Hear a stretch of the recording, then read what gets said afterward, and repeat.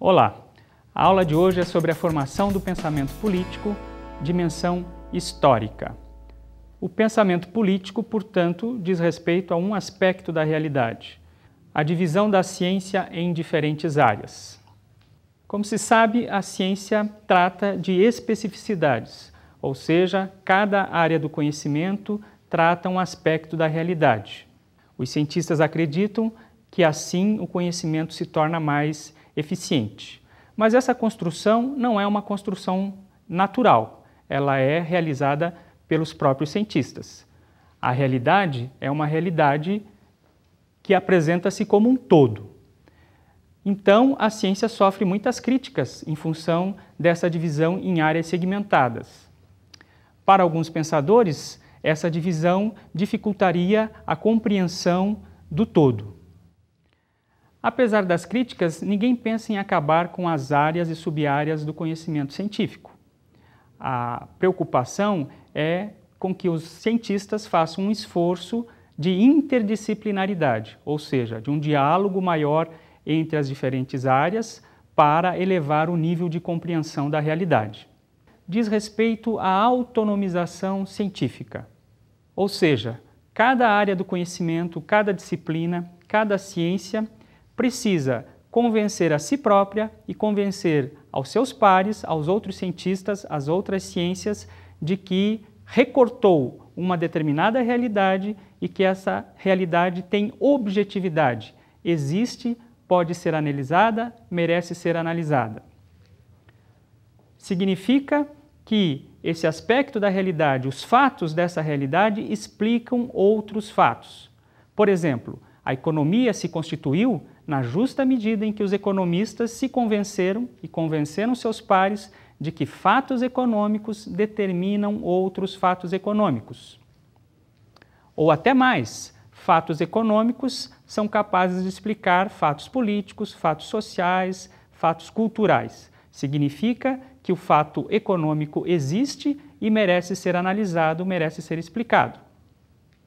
Para tanto, os economistas desenvolveram métodos, técnicas de análise, conceitos, teorias, recolheram dados da realidade e construíram novas teorizações. O mesmo se passou com a ciência política. Os cientistas políticos precisavam se convencer de que a realidade política existia, portanto, recortaram esse aspecto da realidade, coletaram dados, coletaram informações e conseguiram demonstrar, através de métodos e técnicas, que fatos políticos explicavam outros fatos políticos.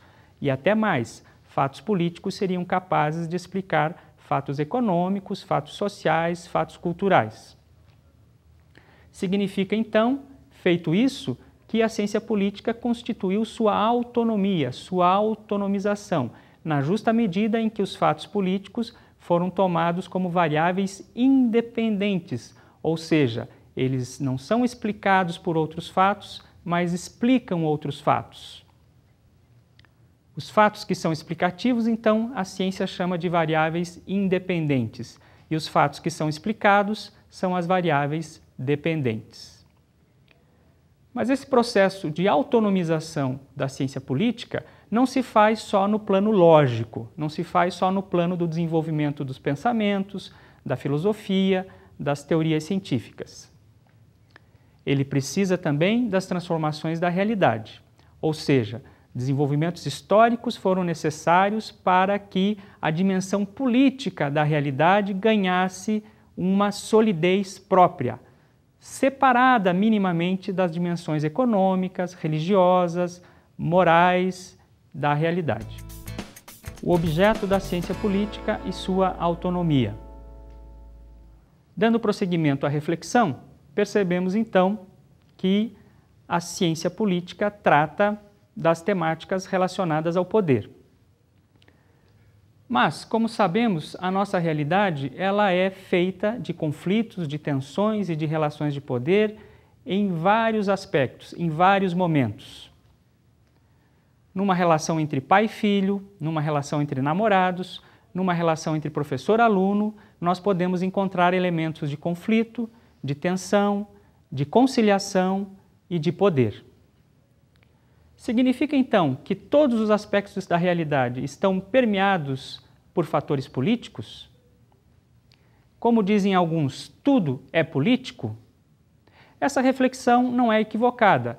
No entanto, ela não nos ajuda a compreender a realidade e tampouco nos ajuda a compreender o que é a ciência política. Por isso, para desfazer essa confusão, é que os cientistas, no caso, os cientistas políticos, costumam definir com clareza qual é a atividade, qual é o papel, qual é a área da ciência política. E essa atividade, esse papel, essa área se remete ao Estado, ao poder institucional do Estado. Ou seja, é político, diz respeito à ciência política, interessa a ciência política, todas as atividades que podem levar à conquista ou à manutenção do poder do Estado, à influência do poder do Estado. E as principais atividades associadas ao Estado são a manutenção da ordem, a manutenção da estabilidade, a manutenção da boa convivência social para o desenvolvimento dos cidadãos, para o desenvolvimento dos indivíduos. Então, a ciência política se constituiu na justa medida em que a dimensão do Estado foi se separando da dimensão da religião, da dimensão da moral do senso comum, da dimensão da economia, da dimensão jurídica. O Estado aparecendo na história como uma instituição com características próprias, com lógica própria e com um fim próprio, este que nós mencionamos, construir a estabilidade da sociedade. Então, vocês veem que é necessário uma dimensão lógica de desenvolvimento do pensamento, da teoria, dos métodos para a construção da ciência política e também uma dimensão histórica, uma dimensão concreta, uma dimensão real, onde